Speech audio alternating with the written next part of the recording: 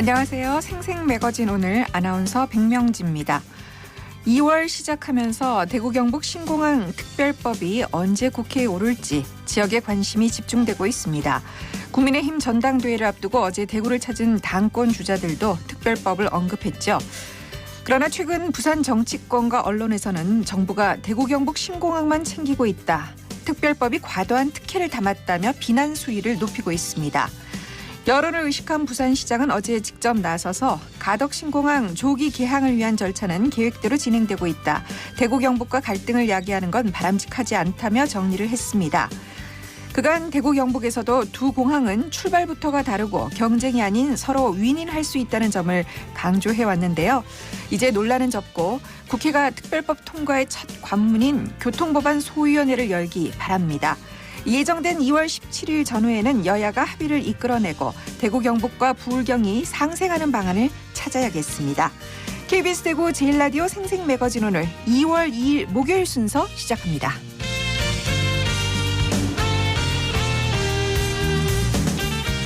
생생매거진 오늘은 대구 경북 지역민 모두가 함께하는 시사정보 프로그램으로 오늘도 청취자 여러분께 한 걸음 더 가까이 다가가겠습니다. 먼저 안동, 포항, 울릉 연결해서 각 지역의 날씨와 소식부터 전해드립니다. 안동입니다. 오늘은 고기압의 가장자리에서 주로 차가운 북서풍이 내려와 어제와 비교하면 조금 더 춥겠습니다. 찬바람도 강하게 불면서 체감온도는 2도에서 6도가량 낮게 느껴지는데요. 현재 안동 지역도 영하 1.8도로 어제보다 7도가량 낮고요. 기온이 낮은 경북 북동산지를 비롯해 청송과 영양에서는 한파주의보가 발효 중입니다. 또 어제에 이어 건조주의보도 발효 중인데 당분간 눈비 소식도 없어 대기는 점점 더 바짝 마르겠습니다. 계속해서 불씨관리 철저하게 해주시길 바랍니다. 예천군이 지역의 특색 있는 다양한 문화관광 콘텐츠를 신규 발굴합니다. 먼저 국가무형문화재 예천 통명농료보존회를 중심으로 지역민들이 쉽게 접할 수 없었던 국가와 지방 무형문화재를 비롯한 전국의 전통 민속예술, 창작 국악단체, 신진예술인들의 교류 공연과 체험마당 프로그램을 운영하고요. 건전한 놀이문화를 만들기 위해 대구 경북 청소년 댄스 경연대회를 개최할 예정입니다. 이어 예천 개심사지 5층 성탑의 국보승격, 예천 용뭉사 목조 아미타열의 3존 자선과 설법상 국보승격을 추진해 예천 문화유산의 문화적인 가치를 제공한다는 방침입니다. 지금까지 안동이었습니다. 이어서 포항입니다. 오늘 낮 기온 8도 안팎으로 평년 기온은 조금 밑돌겠고요. 경북 동해안에는 건조주의보 여전히 내려져 있는 가운데 강한 바람까지 더해지면서 불씨가 번지기 쉽습니다. 화재 발생하지 않도록 불조심하시기 바랍니다. 오늘까지 먼바다를 중심으로는 물결 최고 4m까지 높게 일겠고요. 해안가에는 너울성 파도가 밀려들겠습니다. 흩어진 지역의 문화재를 한 곳에 모아 전시할 수 있는 시립박물관이 포항에도 만들어질 것으로 보입니다. 포항시는 전문 학예 연구사를 중심으로 박물관 추진 계획을 새롭게 정비해서 오는 2026년 개관을 목표로 시립박물관 건립을 추진하는데요. 우선 가장 오래된 신라시대 비석으로 2015년 국보로 지정된 포항시 북구 흥해읍의 중성리 신라비는 현재 국립경주문화재연구소에 있고요. 최근 천연기념물로 고시된 포항시 북구 신광면, 금광리의 신생대 나무화석은 대전 국립문화재연구원, 또 악기로서는 유일하게 1988년 국가문화재로 지정된 타경 김일손 검은고는 국립대구박물관이 소장하고 있는데요. 이처럼 포항에서 출토됐지만 다른 지역에서 보관 중인 문화재가 전체의 약 90%인 3만여 점으로 집계됩니다. 시립박물관 건립을 통해서 포항의 역사를 체계적, 종합적으로 관리할 수 있는 기반 시설이 잘 마련됐으면 좋겠습니다. 지금까지 포항이었습니다. 이어서 울릉입니다. 울릉도와 독도는 눈이 내리고 있습니다. 눈은 오늘 낮까지 계속되겠고요. 예상 적설량은 1에서 5cm입니다. 현재 기온은 어제보다 6도 낮은 1도, 습도는 90%입니다. 풍랑주의보가 발효된 동해중부 먼바다에는 북동풍이 불면서 1.5에서 3.5m의 높은 물결이 일고 있습니다. 오늘 여객선은 정상 운항합니다. 울릉군에서 36년 만에 벼농사가 재개됩니다. 울릉군에서는 과거 벼농사가 이루어졌지만 점점 벼 생산량이 줄어들고 천군 같은 약초 재배가 활발해지면서 이로 인한 수입이 벼 수확보다 수십 배 많아지자 1987년을 끝으로 논농사를 찾아볼 수 없게 됐습니다. 울릉군 농업기술센터는 논농사가 가장 성행했던 서면 태아리 일대 450평 규모의 벼농사를 복원하는 작업에 들어갔는데요. 굴착기와 중장비를 동원해 모를 심기 위한 노지 노면을 정리하고 배수로 작업을 했고요. 2월 중 물을 채우고 5월에 모내기를 해 올가을 쌀 500kg 수확을 목표로 하고 있습니다. 농업기술센터는 올해 벼농사 시범 사업을 실시한 뒤 내년부터 재배 면적을 확대하고 생산된 쌀은 친환경 울릉도 독도쌀로 브랜드화할 계획입니다. 지금까지 울릉이었습니다.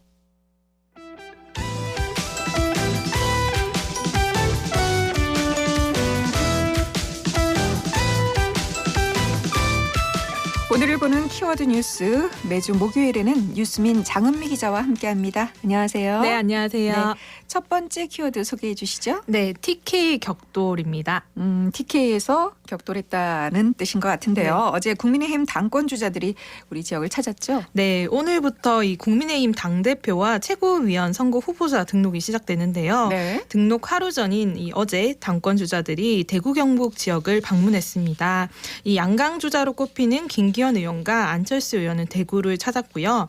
이 황교안 전 대표는 경북 영천과 경산, 안동, 예천 당원협의회를 방문했고 이 경북 도의회 국민의힘 도의원 총회에 또 참석했습니다. 네. 이 조경태 의원도 이 경북 영주 당원협의회 방문 뒤 마찬가지로 의원총회에 참석했습니다. 네, 이 지역 곳곳에서 당원들을 만나 지지를 호소하고 아주 바쁘더라고요. 네, 이 안철수 의원은 대구 북구와 서구에서 각각 또 당원 간담회를 열었고요. 네. 박정희 정신계승사업회와 또 간담회도 했고 조한길 천주교 대주교 면담도 했습니다. 네. 이 김기현 의원도 조한길 천주교 대주교를 예방하고 중구 남산동 3.1 운동길 투어와 함께 서문시장에서 출정식도 가지기도 했는데요. 네.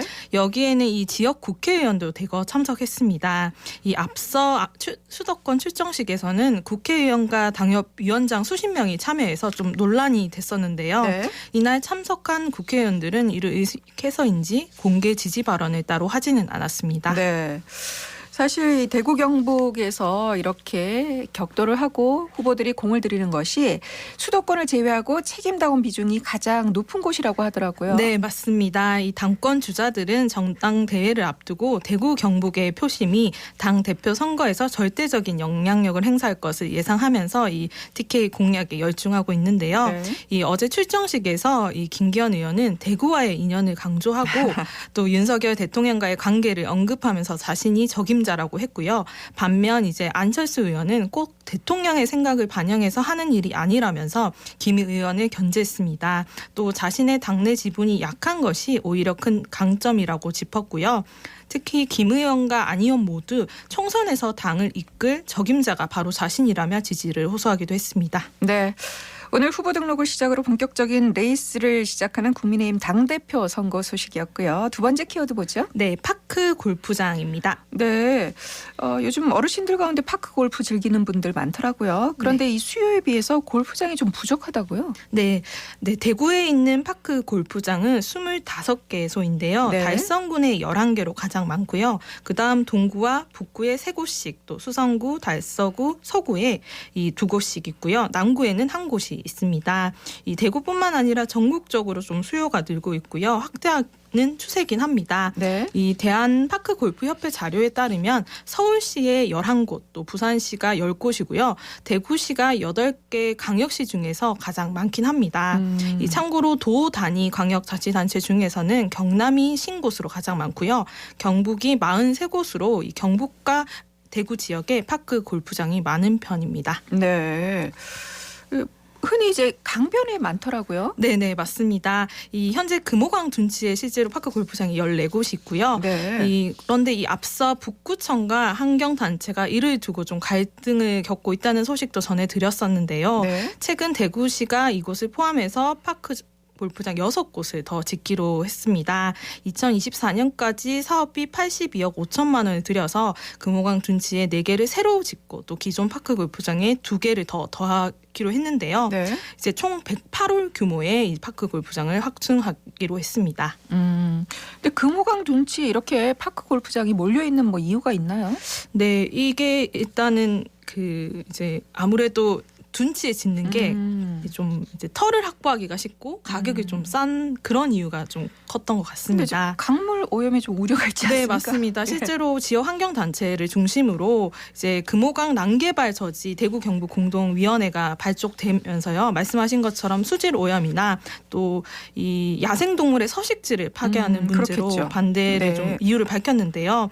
어제 이 대구시청 상격청사 앞에서 이제 이 환경 단체들은 대구시의 파크 골프장 증설 계획에 반대하는 기자회견을 열었고요. 다른 도시에 비해서 지나치게 대구가 파크 골프장이 많고 또 이 이용 가능한 하천 둔치가 모두 파크 골프장으로 만들어진다고 비판했습니다. 그러니까 이렇게 또 하천 생태계에 사는 야생동물의 집을 파괴하는 것이 좀 대구시가 생태 감수성이 없는 행정, 토건주의 행정이라고도 비판했습니다. 네, 이 환경단체 주장도 일리가 있어 보이는데 여기에 대한 대구시의 입장도 나왔습니까? 네, 이 대구시는 일단 환경적 문제가 없고 아까 말씀드린 것처럼 파크 골프장을 지을 만한 다른 공간이 없어서 이 둔치 짓는 것이 불가피하다는 입장인데요. 이 대구시는 파크 골프장이 많은 것은 맞지만 그만큼 또 수요가 많다고도 했고요. 또 환경적 문제가 있다면 낙동강 환경유역청에서 하천 점용 허가를 내주지 않을 거라면서 환경적 문제가 없다고 강조했습니다. 이게 또 둔치가 아닌 곳에 짓게 되면 비용 문제도 좀 사실 있긴 하거든요. 그러니까 둔치가 터 확보에 용이하고 네. 또 건설 비용이 좀 적게 든다 그런 장점이 있긴 한데 환경 문제를 또 야기할 수 있기 때문에 좀 철저히 검토해서 네. 지어야 하지 않을까 그런 생각이 듭니다. 네, 맞습니다. 이 어제 기자회견을 마치고 환경단체는 홍순표 시장에게 항의 서한을 전달하려고도 했는데요. 하지만 이 기자회견 시작 전부터 상격청사 입구 주변을 지키던 공무원과 청원 경찰들이 이들을 막아서면서 20여 분간 대치 상황이 벌어지기도 했고요. 결국 대구시 관계자가 대신 항의 서한을 시장에게 전달하고 시장 면담을 주선하기로 한다고 이제 제안을 하면서 이 같은 상황이 좀 일단락됐습니다. 네, 자 다음 키워드 보죠. 네, 엇갈린 판결입니다. 어떤 얘기인가요? 네, 이 산재 사고는 2021년으로 거슬러 갑니다. 이 중대재해처벌법은 시행 전이어서 해당되지 않고요. 사고가 났던 날은 일요일이었습니다. 이 대구 달서구 감산동 죽전역 인근의 아파트 건설 현장에서 하청업체 소속이면서 이 거푸집 폐쇄 작업을 하던 30살의 한 노동자가 거푸집에 깔려 숨졌습니다. 네. 이 사고 당일 현장에는 안전관리 책임자가 없었고요. 안전 난간이나 안전 통로 등도 확보되지 않았습니다. 네. 이 당시 노조는 회사가 공사 기일을 당기기 위해서 일요일 출근을 강행해서 이 같은 산업재해가 일어났다고 비판하기도 했습니다. 그럼 원청과 하청업체에 대한 과실 책임 판결이 뭐 나왔습니까? 네, 이 재판부는 하청업체에 5천만 원 벌금형을 내렸고요. 하청업체 현장 소장에게 징역 10개월, 팀장에게 금고 8개월을 내렸습니다. 또 안전관리자에게는 금고 6개월에 집행유예 2년과 80시간 사회봉사 명령을 각각 내렸는데요. 네. 그렇지만 이 원청업체와 그 현장 소장에게는 공기 단축을 위한 일요일 작업 지시에 대한 간접적인 책임을 물어서 각각 300만 원 벌금형을 선고한 데 그쳤습니다. 이 재판부는 현장 안전대책 책임 주체를 하청업체로 받고 원청업체는 사망과 직접적인 인과관계가 없다고 본 겁니다. 네. 지금 이제 말씀하신 소개해 주신 판결은 책임이 하청업체에 있다. 이런 네. 판결이네요. 네, 맞습니다. 그래서 이 민주노총 건설노조 대구 경북지부는 건설 일용직 노동자인 현장 작업팀장에게 책임을 전가한 결과라면서 반발하기도 했습니다. 이 사업주에게 벌금형을 내리는 등 업체들의 책임을 적게 본 것에 대해서 지적하면서 원청 하청업체가 무리한 속도 전가 안전을 도외시했기 때문에 이런 사고가 발생하게 됐다고 비판했습니다. 네. 이 중대재해처벌법 취지도 사업자에게 책임을 지게 해서 더 안전한 현장을 만들자 그런 뜻 아니겠습니까? 네, 맞습니다. 이 사고 당시가 법 시행 전이라는 점이 좀 아쉽습니다. 다음 키워드 보죠. 네, 박정희 숙모관입니다. 박정희 숙모관. 어제 윤석열 대통령이 구미 금호공대를 방문하면서 네. 박정희 대통령 생가 네. 들른 것 알고 있는데 네. 이와 별도로 그 박정희 전 대통령을 추모하는 대형 숭모관 건립을 추진하고 있다고요? 네, 맞습니다. 이 숭모관 건립 예정지는 현재 박정희 생가 인근이 유력하고요. 네. 건립 비용은 1,000억 원으로 예상됩니다. 올해 건립 용역비 5천만 원을 확보했고 내달 자문위원회를 구성한 뒤 7월까지 기본계획 수립 타당성 조사를 거쳐서 시시 설계 용역에 들어간다는 계획입니다. 네. 근데 제가 알기로는 관련 시설들이 구미에 좀 있지 않나 네, 싶은데요. 맞습니다. 네. 이 생가 옆에 있는 민족증후관에 59억 원, 또 주변 공원 조성에 77억 원, 또 역사자료관에 159억 원, 또 새마을 운동을 주제로 한 이 테마공원에 907억 원 등 약 1,200억 원이 넘는 예산이 들어간 상태인데요. 또 이 시설들의 인건비 등 운영비로만 매년 25억 가량이 또 쓰이고 있습니다. 또 이를 좀 또 생각을 해보면 현재 구미시의 재정이 좋지 않은 상황입니다. 경북 23개 시군과 비교해도 구미시의 부채가 많은 편인데 지난 2021년 기준으로 2천억 원이 넘고 예산 대비 채무 비율이 10%쯤 됩니다. 글쎄 상당히 많은 예산이 네. 투입돼야 되는데 뭐 터 매입비가 많이 드는가요? 왜 그런가요? 그렇지 않습니다. 이 숭모관은 그 박 대통령 생가와 새마을운동 테마공원 사이 유휴 공간이어서 구미시 소유의 땅이어서요. 추가 부지 매입 비용은 따로 들지 않는데요. 네. 그러니까 사실상 건축비로만 1,000억 원이 들어가는 겁니다. 이 사실 1,000억이면 잘 감이 안 오실 수도 있을 것 같은데요. 웬만한 야구장 건축비와 맞먹는 정도의 비용입니다. 네. 그래서 이 구미 경실련은 이 지역에 필요한 것이 복지와 생활문화 확충인데 기념 사업에 막대한 혈세를 투입하는 게 좀 시대착오적 발상이라면서 주민투표로 결정하자고 제안도 했고요. 또 구미 YMCA도 이 박 대통령의 동상과 유물로 시민의 삶이 나아지지 않는다면서 숭모관 건립 계획 철회를 촉구했습니다. 이 온라인 등에서도 여러 비판의 목소리가 나오고 있습니다. 시민들의 이런 목소리를 구미시도 들었을 텐데요. 네, 어제 구미시도 설명 자료를 통해 해명에 나섰습니다. 먼저 이 새마을 테마공원은 박 대통령의 기념 사업이 아니라 새마을 운동의 가치를 계승한 복합 문화 공간으로 봐야 한다고 했고요.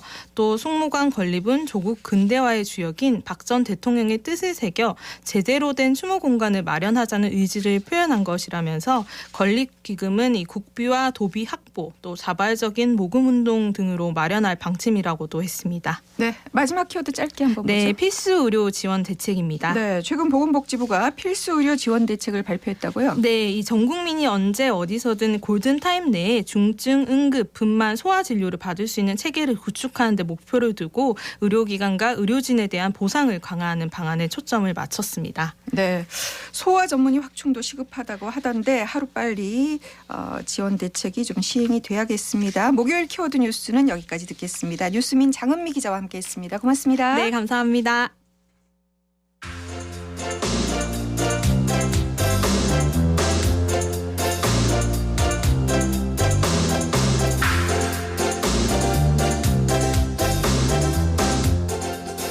코로나19 팬데믹이 시작된 후 노년층은 정서적인 교류가 약해지면서 외로움과 사회적 고립감을 더 많이 느꼈다고 합니다. 그래서 다시 열린 경로당이라든가 노인복지회관 프로그램이 더 반갑고 소중하기만 한데요. 오늘은 안동시 노인종합복지관 프로그램을 안동의 전동훈 리포터가 소개합니다. 안녕하세요, 동훈 씨. 네, 안녕하세요. 안동시 운흥동에 있는 안동시 노인종합복지관에서는 2023년 봄학기 실버 교양 프로그램이 시작됐습니다. 3월 24일까지 매일 다양한 주제로 수업이 열리는데요. 저는 하모니카 초급 수업 참여해서 함께 배워봤습니다. 하모니카 소리 오랜만에 들으니까 좋더라고요. 네. 수업 현장 소리 담아왔고 신덕진 강사와도 이야기 나눴습니다.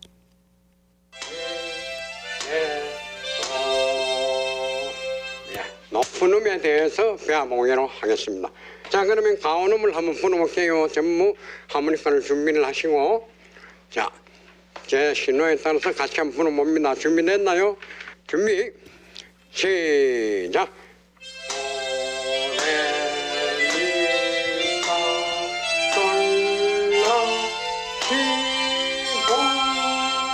내려갑니다. 예, 여기 오시는 분들은 모두 노년을 보내신 분들이기 때문에 좀 더 밝고 명랑한 그런 시간을 보내야 되거든요. 그래서 저는 그런 데 중점을 두고 교육을 하고 있습니다. 옛날 이렇게 추억을 더듬을 수 있는 섬마을이라든가 오빠 생각 그런 것들에 대해서 이렇게 향수가 있고 좋아하죠. 젊은 사람 못지않은 그런 열기를 가지고 임하고 있습니다. 여기 와서 임하는 자세도 좀 남다르게 열정적입니다. 또 늘 강조하지만 좀 여유롭게 건강을 위해서 이렇게 하는 거기 때문에 절대 스트레스 이런 거는 받지 말고 취미를 하면서 즐기면서 그렇게 수업이 임해주면 좋겠다. 그런 말씀 드리겠습니다. 네, 사실 이 하모니카가 휴대가 간편하기 때문에 언제 어디서든 멋지게 한 곡 연주할 수가 있지 않습니까? 그렇죠. 초급 다음 중급으로 가고 또 꾸준히 배우셔서 이렇게 발표회 같은 것도 열면 좋겠다 싶은 생각도 들고요. 하모니카 외에 노인종합복지관에서 또 어떤 수업들이 있나요? 이 하모니카 초급반 수업 말고도 한 17과목이 있습니다. 뭐 스마트폰 교육, 컴퓨터 기초 이런 어르신들이 좀 어려움을 겪는 분야부터 좀 가볍게 즐길 수 있는 줌바 댄스, 노래 교실 같은 수업도 있습니다. 이번 학기 모집 인원은 577명이었는데 많은 어르신들이 희망을 해서 뭐 인기 있는 프로그램들은 금세 마감됐다고 합니다. 안동시 노인종합복지관 배정희 사회복지사와 이야기 나눴습니다. 2021년, 그다음 22년, 23년에 걸쳐서 좀 더 다양한 프로그램과 프로그램 이제 횟수, 그다음 이제 과목 수도 점점 이제 늘려서 복지관으로 오시는 분들께 이제 다양한 프로그램, 그다음 다양한 교육 활동, 다양한 취미 생활을 하실 수 있는 계기를 마련하게 되었습니다. 과목 수는 17과목에 건강 증진, 그다음 인문학, 정보학, 그다음 취미 여가, 뭐 놀이미술이라든지 하모니카라든지 캘리그라피라든지 뭐 이런 여가 시간을 이제 좀 더 자유롭고 다양하게 시간을 보내실 수 있도록 저희가 이제 많은 준비를 하고 있습니다. 가장 인기가 있는 과목은 어떤 겁니까? 가장 이제 인기가 좋았던 거는 역시나 이제 운동이었습니다. 저희가 이번에 실버 댄스를 40명 모집을 했었어요. 40명에 이제 2반을 모집을 했는데 신청하시는 분들이 거의 80명 이상 이제 신청하셔가지고 절반 정도가 이제 탈락하게 되어서 떨어지신 분들한테는 이제 너무 죄송한 마음이 이제 들고요. 그리고 선정되신 분들은 정말 이제 열심히 하겠다는 각오로 지금 2023년 이제 봄학기 수업을 이제 하고 계십니다. 이번 학기에 수강을 못하신 분들은 저희가 3월 중에 다시 수강 신청을 받고 4월에 상반기 수업이 계획이 있기 때문에 그때 신청하시면 될 것 같고요. 어르신들의 많은 참여 부탁드립니다. 네, 사실 요즘 난방비가 많이 올랐다고 걱정이 많은데요. 특히 어르신들은 아낀다고 보일러도 잘 안 틀고 춥게 많이들 지내시잖아요. 네. 이곳에서 여가도 즐기고 이웃들도 만나고 이렇게 몸도 마음도 따뜻한 시간 보내시니까 안심되고 참 보기 좋네요. 그렇죠. 이 어르신들은 수업 시작 전에 뭐 며칠 서로 어떻게 지냈는지 서로 안부를 묻기도 하고 미리 하모니카 싹 꺼내서 다 같이 연습도 하시고 즐겁게 여가를 즐기는 모습 보니까 제 마음까지 훈훈했습니다. 네. 수업에 참여한 어르신들의 이야기 들어보시죠. 오늘 하모니카 부는 거 보니까 정말 재밌게 부시더라고요. 원래 해본 적이 있으십니까? 예, 저번에 한번 해봤어요. 2회를 했는데 계속 하고 싶어가지고. 그러면 어떤 부분이 가장 재밌었어요? 옛날 추억도 생각나고 그다음에 하기도 조금 쉽고 하니까 정신적으로도 좋고 아침에 나오니까 즐겁고 그래요. 그럼 댁에 가셔서 하모니카 연습도 하시고 그러십니까? 네, 해야지요. 그럼 어떤 때 누워서도 생각해보고 하는데 가족들한테도 자랑하고 또 오늘 얼마나 늘었는지 내일 또 한번 불러 보여주고 그래요. 또 한 분의 수강생과 이야기 나눠보겠습니다. 오시니까 어떠세요? 오니까 또 뭐 노인분들 여러분들 계시고 하니까 식사하기 전에 여기서 10시부터 12시까지 강습을 받고 그러니까 상당히 좋죠 뭐요. 날이 추워서 집에만 계시면 약간 외롭다 이런 느낌도 들 수 있을 것 같은데 이렇게 수업에 오셔서 다양한 이웃분들 만나시고 하면 되게 좋을 것 같아요. 네, 그렇죠. 아무래도 저도 혼자 있는데 혼자 있으니까 사실 날이 추고 이러니까 또 병이 오는 것더라고요. 또 이래 나오니까 여러 뭐 노인들분들 친구분들 또 선후배님들 많이 계시니까 대화도 하고 참 좋은 현상이라고 생각합니다. 수업은 3월 24일까지 이어지고요. 참여를 희망하시는 분은 3월에 한 번 더 모집을 한다고 하니까 안동시 노인종합복지관에 문의해 보시면 됩니다. 이런 프로그램을 통해 어르신들이 좀 더 건강하고 행복한 노후 보내셨으면 좋겠습니다. 네, 전동훈 리포터 잘 들었습니다. 고맙습니다.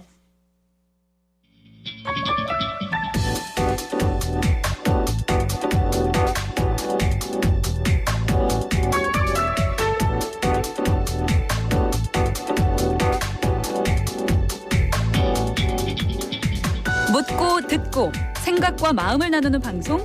지금 여러분께서는 대구 경북을 보고 듣는 생생 매거진 오늘을 함께하고 계십니다.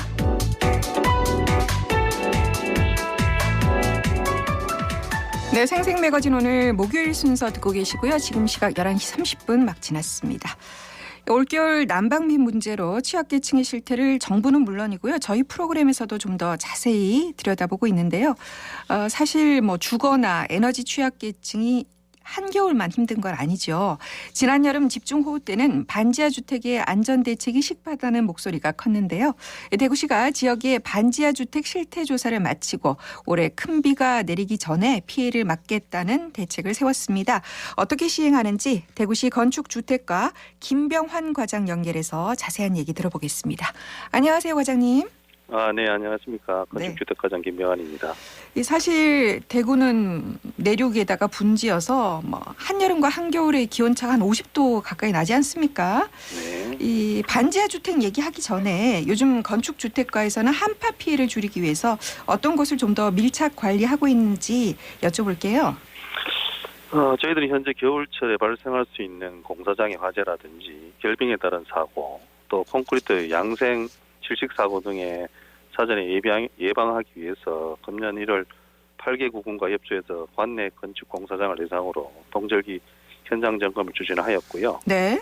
2, 3월 중에는 해빙기 안전관리 계획 수립 시행할 예정으로 계절 변화에 따른 취약지 안전사고 예방을 위해 노력하고 있습니다.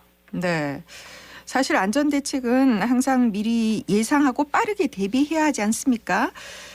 작년 여름 서울의 반지하 주택 침수 사고 후에 우리 지역에 이런 주택들이 얼마나 되는지도 궁금하고 또 대책 마련을 해야 하지 않느냐 이런 목소리도 높아졌죠. 네, 지난해 8월 밤사이 쏟아진 기록적인 폭우로 인해서 서울 신림동에 사시는 그 40대 발달장애인 가족 3명이 사망하는 안타까운 사고가 있었습니다. 네네. 이를 계기로 저희 시는 침수 우려 반지하 주택에 대한 선제적인 안전대책 수립을 위해서 8월 18일부터 8개 군과 협업해서 건축물의 바닥이 일부라도 지하에 들어가는 지하주택 9,125개소를 파악하고 실태를 조사하였습니다. 네. 이 주택법상 반지하 주택의 정확한 기준은 어떻게 되는지 궁금해요. 예, 그 법적 정의는 건축물의 바닥이 지표면 아래에 있는 층으로서 바닥에서 지표면까지 평균 높이가 해당 층 높이의 2분의 1 이상인 것을 말하는 것으로, 쉽게 말하면 지표면에 반 이상이 잠겨 있으면 지하가 되고요. 네. 반 미만이 잠겨 있으면 지상층으로 구분됩니다. 서울의 인구가 늘어나기 시작한 80년대 이후에 그 다세대 다가구 주택이 합법화되면서 서울 및 수도권에 반지하 주택의 공급이 폭발적으로 늘게 되었습니다. 네. 지난해 신림동 사고 이후 반지하 주택을 더 이상 임대하지 않겠다고 한 집주인도 많아졌는데 앞서서 그 주택에 뭐 조금이라도 지하에 이렇게 접해 있으면 반지하 주택, 지하 주택으로 보고 전수조사를 했다. 9,125군데 정도 된다. 그런 말씀해 주셨는데 네, 맞습니다. 이 가운데 실제 주택으로 거주하고 있는 곳은 얼마나 됐나요? 네, 저희들이 9,125개를 대상으로 1차 전수조사를 실시해서 지하층이 주거용으로 쓰여 있는지 비주용으로 쓰여 있는지를 확인했고, 네. 그중에 지하층을 주거용으로 사용하는 반지하 주택을 조사를 하니까 1,112개소가 나왔습니다. 그중에 침수 우려 주택은 저희들이 178개소, 네. 203가구로 확정을 했습니다. 네. 이게 한 1,100여 군데, 네. 1,240가구 그 정도인데 이제 어느 지역에 뭐 몇 가구가 있다 이런 뭐 정확하게 공개는 하지 않으셨나요? 이거는 아무래도 저희들이 그 위치 정보는 네. 개인의 사유재산권 침해 우려가 있고요. 공격 여부 굉장히 조심스럽습니다. 네. 특히 또 저희들이 조사하는 거는 이제 비가 많이 왔을 때 기준이기 때문에 현재까지 침수 피해가 발생하지 않는 가구도 있는 만큼 그 부정적 인식을 가지고 있는 경우도 있기 때문에 저희들을 지하주택, 반지하주택 정보 관리는 좀 각별한 주의가 필요하다고 생각을 하고 있습니다. 그 행정당국에서 지금 그 정보를 공개하지 않고 잘 관리를 하고 있다 그런 말씀이시네요. 네, 그렇습니다. 그런데 이 침수 우려 가구들이 처한 상황이 좀 다 다르지 않겠습니까? 네. 구체적으로 그럼 이 시에서는 어떻게 지원을 하게 되나요? 저희들을 반지하주택 거주자 안전대책은 두 가지로 이제 추진을 하는데, 첫째는 그 중에 그러니까 저소득 취약계층이 있습니다. 네. 그래서 그 취약계층에 대해서는 이주 지원을 시행을 하고요. 그 외에는 침수 방지 시설 설치를 이렇게 두 가지로 설치하게 됩니다. 네. 우선 이주 지원이 가능한 48개에서 55가구에 대해서는 주거 상향 지원 사업을 통해서 공공임대주택 이주를 추진하게 됩니다. 그 외에 전체 178개소 중에 2차 정밀 조사 시에 동의를 한 88개소에 대해서는 이제 침수 방지 시설을 설치를 하게 되고요. 네.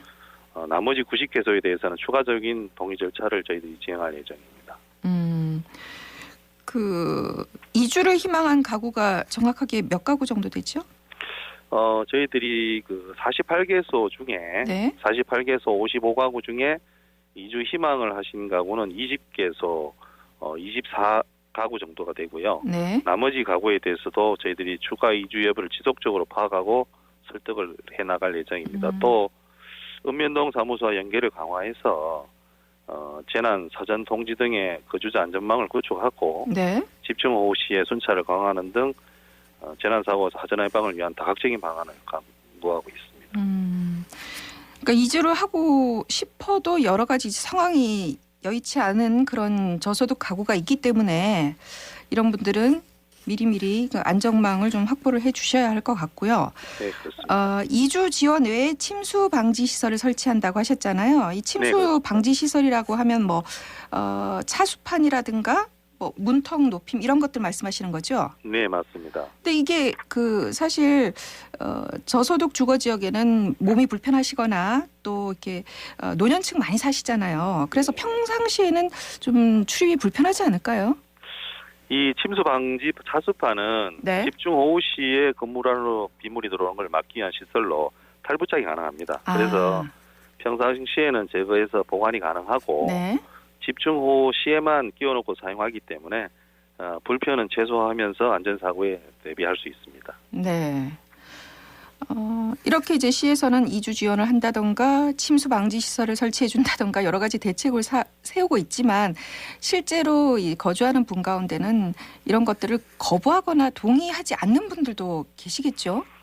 네, 그렇습니다. 현재 침수 우려 주택 178개소 중에 90개소와 그리고 이주 지원 가능 가구의 절반 정도가 그동안 별도의 침수 이력이 없거나 재산 가치 하락에 대한 우려로 이 방지시설 설치나 이주의 사전 동의를 하지 않았습니다. 네. 그럼에도 불구하고 저희들은 미동의 가구에 대해서도 읍면동 행정복지센터 연계해서 재난 안전망을 구축해서 관리를 하고 안전을 관리를 하고 추가적인 동의 절차도 진행해서 침수 방지 시설과 이주 지원을 지속적으로 추진하도록 하겠습니다.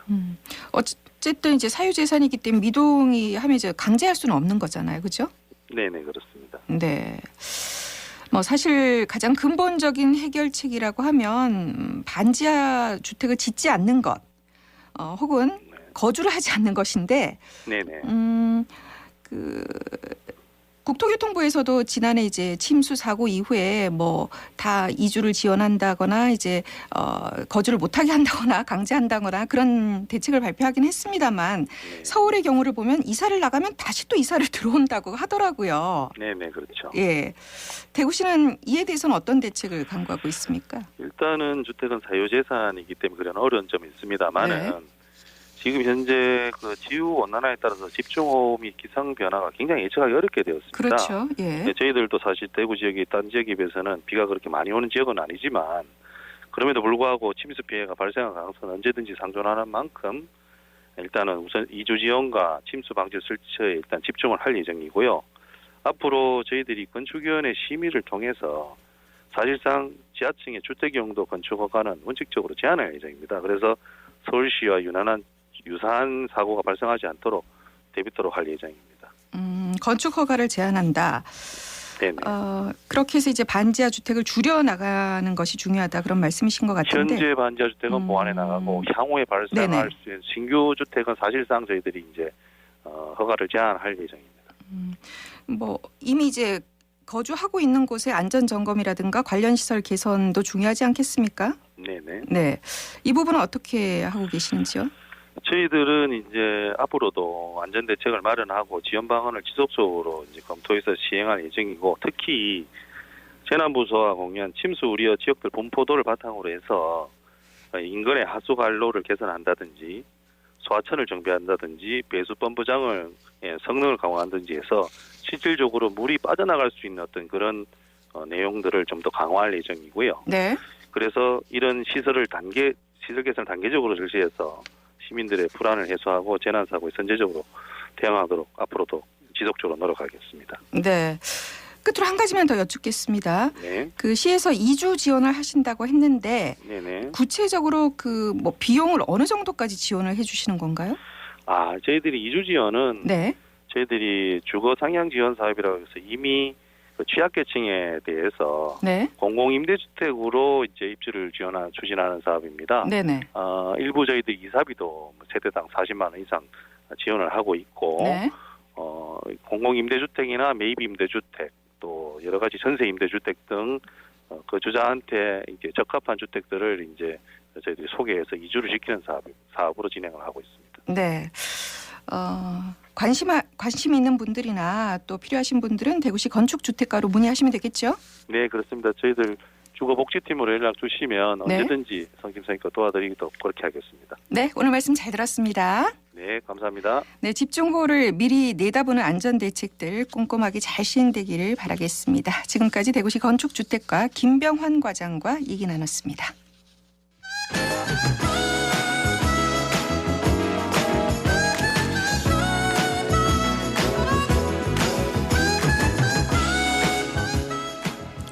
네, 책을 중심으로 지성계 속으로 들어가 봅니다. 해결책 김성신 출판평론가 연결했습니다. 안녕하세요.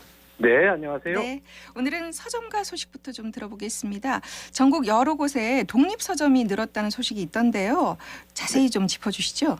네, 2022년, 그러니까 작년 기준으로 현재 운영 중인 전국의 독립서점들 모두 815곳으로 나타났습니다.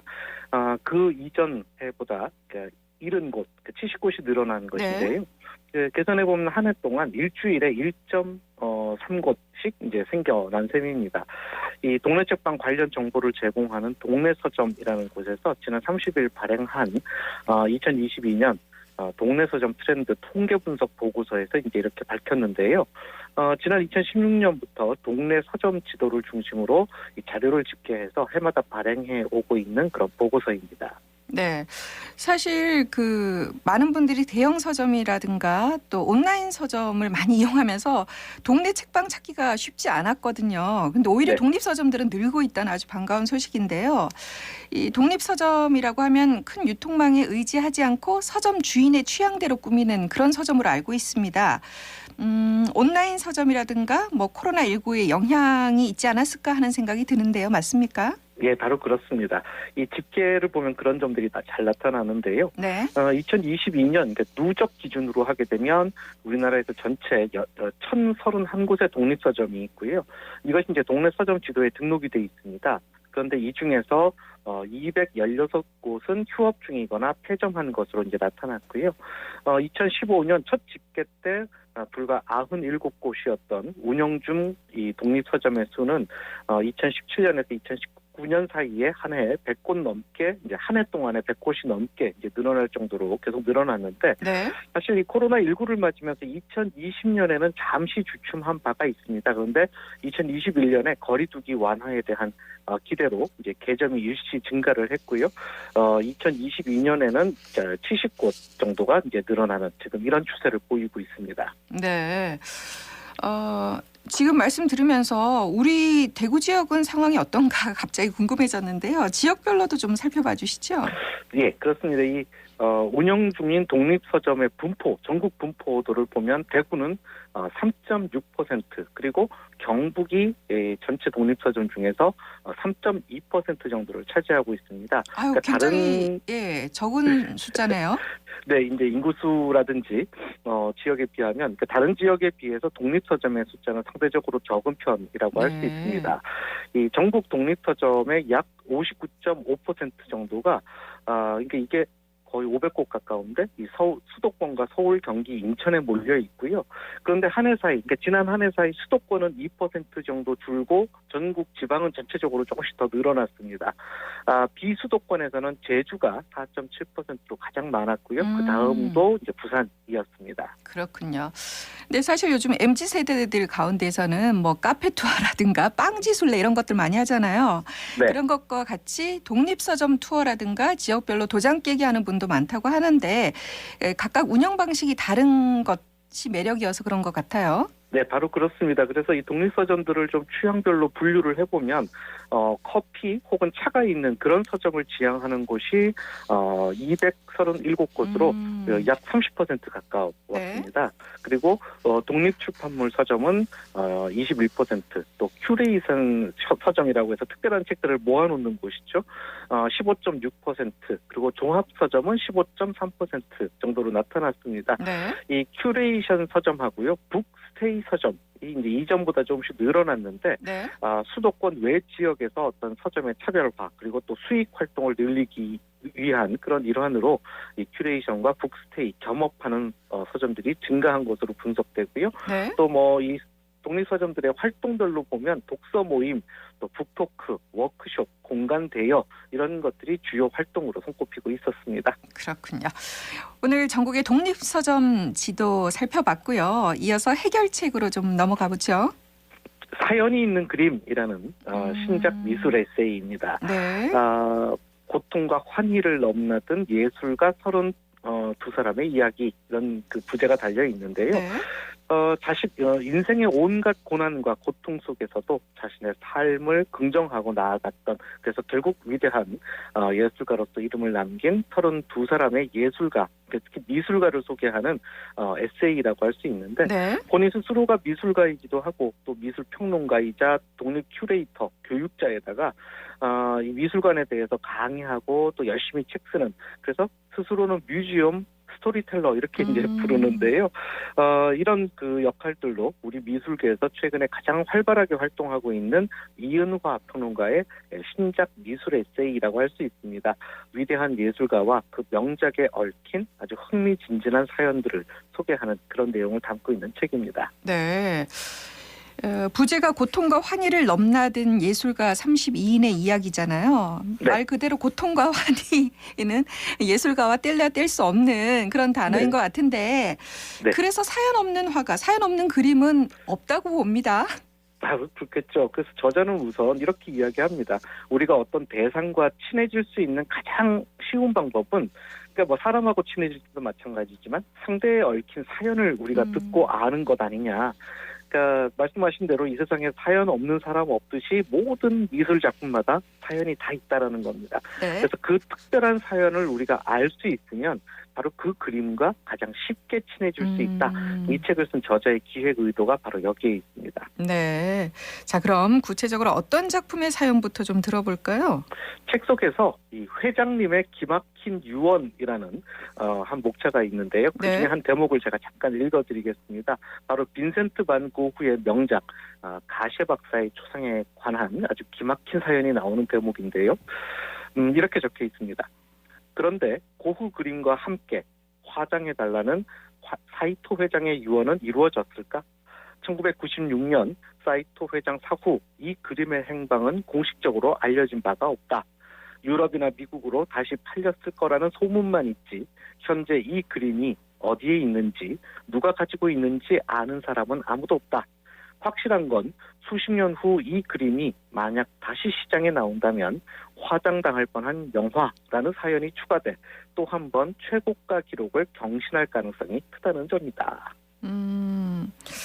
이게 무슨 얘기인지 전 잘 이해가 안 되는데 네. 이 고흐의 명작 가시에 박사의 초상이라는 작품의 행방을 지금 알 수 없다. 지금 그렇게 말씀하셨잖아요.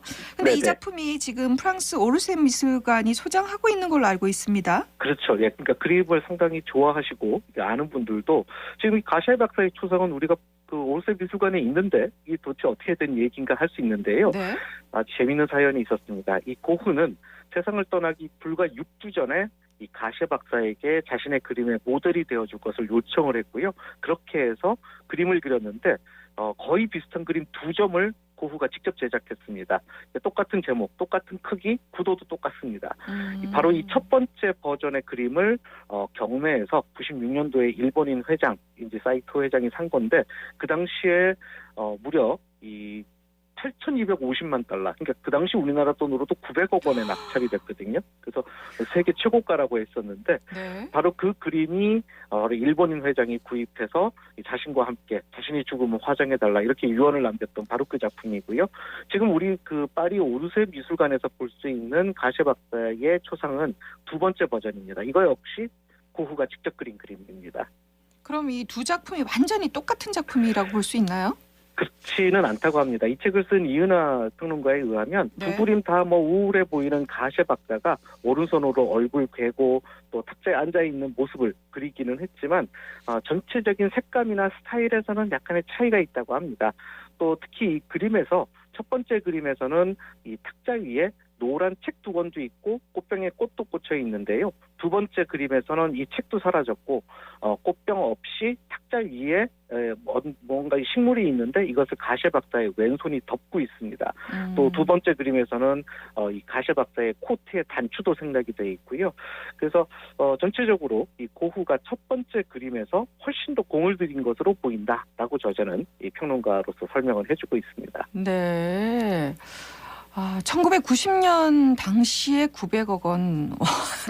지금 있다면 그 가치는 더 하겠죠? 현재 가치로 환산하면 무려 1억 5,820억 달러라고 하는데 이게 지금 우리나라 돈으로는 1,770억 원 정도에 달할 것으로 지금 추정이 되고 있고요. 네. 지난 2006년도에 구스타프 클림트의 아델레브로흐 바우어의 초상화라는 작품이 1,700억 원에 팔렸거든요. 근데 네. 그때까지 무려 16년 동안이나 세상에서 가장 비싼 그림이라는 타이틀을 유지한 작품이 바로 이 가시에 박사의 초상입니다. 네. 그렇게 비싼 그림을 소장하고 있던 사이토 회장이 자신이 죽으면 이 그림도 함께 화장해달라 이렇게 유언을 했다는 거죠? 네, 그렇죠. 그분은 대체 어떤 분인가요? 이기심의 어떤 극단을 보여주는 것 같은데요. 이게 일본의 그 당시 그 다이쇼와 제지, 지금의 일본 제지의 사이토 료에이 명예회장이라는 사람인데요. 네. 사실은 뭐 놀라운 작품 가격뿐만이 아니라 이 사이토 회장이 남긴 유언 때문에 사실 이 그림이 더 유명해지기도 했습니다. 당시 75살이었던 사이토 회장이 자신이 죽으면 이 그림도 함께 화장해달라. 그러니까 죽어서까지도 이 그림을 자신만 소유하고 싶었던 것은 아닐까라는 생각도 듭니다. 네. 이렇게 흥미진진한 사연을 듣고 보니 가시에 박사의 초상이라는 명작은 이제 절대 잊히지 않을 것 같아요. 그렇죠. 네. 자, 그렇다면 또 어떤 얘기가 등장합니까? 에드워드 호퍼에 관한 이야기도 굉장히 흥미롭습니다. 네. 그 대표작 밤을 지새우는 사람들, 이 평범한 사람들이 느끼는 그 고독의 절정 이런 것들을 보여주는 작품인데요. 1940년대 그 뉴욕 맨하튼의 한 간이 식당 풍경을 묘사를 하고 있죠. 주변의 가게들은 모두 문을 닫은 그런 야심한 시각이고 이 식당만이 환하게 불을 밝히고 있습니다. 삼각구도를 이루는 기다란 바 테이블에 3명의 손님이 앉아 있는데 손님은 3명이나 되는데 풍경은 굉장히 쓸쓸합니다. 이게 미국인들이 가장 좋아하는 작품 가운데 하나라고 알고 있습니다. 예, 바로 그렇습니다. 에드워드 호퍼. 또 우리 한국인들도 굉장히 좋아하는 작가이기도 한데요. 네네. 이은하 박사는 이 밤을 지새우는 사람들 속 이 고독의 배경을 화가의 실제 삶과 연결시켜서 설명을 하고 있는데요. 그러니까 우리가 지금 알기로는 에드워드 호퍼 미국 최고의 사실주의 화가로 평가받지만 사실상 10년 이상의 긴 무명 생활을 거쳤다라는 겁니다. 네. 그리고 이 공부하는 과정에서 자신은 사실 그렇게 혐오했던 사파가로서 생계를 유지할 수밖에 없었고요. 그러면서 틈틈이 유화를 그리면서 이 작가 활동을 했는데 인정받기 전까지 굉장히 고생을 많이 한 거죠. 그래서 41살이 될 때까지 단 한 점도 그림을 팔지 못했다고 합니다. 그래서 원래 내성적이고 심리적으로 고립되고 위축된 이런 그 상황에서 고독한 10년의 세월이나 견뎌야 했다라고 이은하 작가는 설명을 해주고 있습니다. 이 고통과 고난 속에서 위대한 예술 작품이 탄생해서인지 미술사라든가 화가들의 삶은 참 흥미로운 것 같아요. 그렇죠. 그래서 이 작년 연말에 왜 꺾이지 않는 마음이 중요하다 이런 말이 유행했었잖아요. 중꺾막. 예. 네. 그러니까 이 말처럼 여기 등장하는 예술가들의 발자취는 뭐 지금 우리에게도 여전히 감동을 줍니다. 가령 그 대가 르누아르도 늘 생활고에 시달리고 또 전쟁을 겪어야 됐고 심지어는 비평가들의 조롱까지 받았지만 결코 꿈을 포기하지 않았고요. 여기다가 말년에는 관절염까지 걸려서 고생했는데 네. 그렇지만 이런 말을 남겼다고 합니다. 고통은 지나가지만 아름다움은 남는다.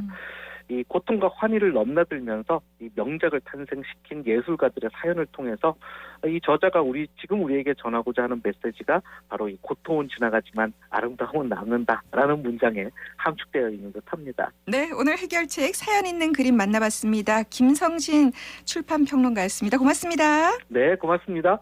이어서 교통정보 알아봅니다. 윤가영 리포터. 네, 먼저 시내도로 정보입니다. 시내도로 위쪽으로는 대부분 구간 원활한 모습 보이는데요.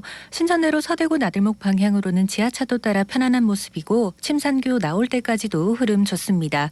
달구벌대로는 만촌내거리에서 범어내거리 쪽으로도 편안한 모습이고요. 도심 쪽으로 반월당 내거리 부근으로도 흐름 좋습니다. 성서동로는 206 내거리에서 조달청 내거리 방향으로도 원활한 모습입니다. 이어서 고속도로입니다. 중부내륙고속도로 금호관림 방향으로 현풍 휴게소 부근 4km 지점입니다. 갓길 쪽으로 화물차 고장 처리 중이니까요. 구간 주의해서 이동하셔야겠습니다. 경부고속도로는 부산 방향으로 경산 나들목 부근으로만 서행으로 이동합니다. 반대 방향으로는 어려움 없이 이동 가능하겠습니다. 차간 거리 넉넉히 두면서 안전운전하시기 바랍니다. 지금까지 이 시각 교통정보였습니다. 네, 도시철도를 이용하다 보면 노란 조끼를 입은 어르신들 자주 만나게 되죠. 이분들이 바로 시니어 안전지킴이로 불리는데요. 대구교통공사가 올해는 907분을 하루 3시간 근무하는 방식으로 시니어 클럽들과 함께 일자리 사업을 진행합니다. 이달 2월부터 일터로 나온 어르신들에게 수고하신다라는 인사 한마디가 아주 힘이 되겠죠. 자, 2월 2일 목요일에 함께한 생생매거진 오늘 마치겠습니다. 지금까지 아나운서 백명지였습니다. 안녕히 계십시오.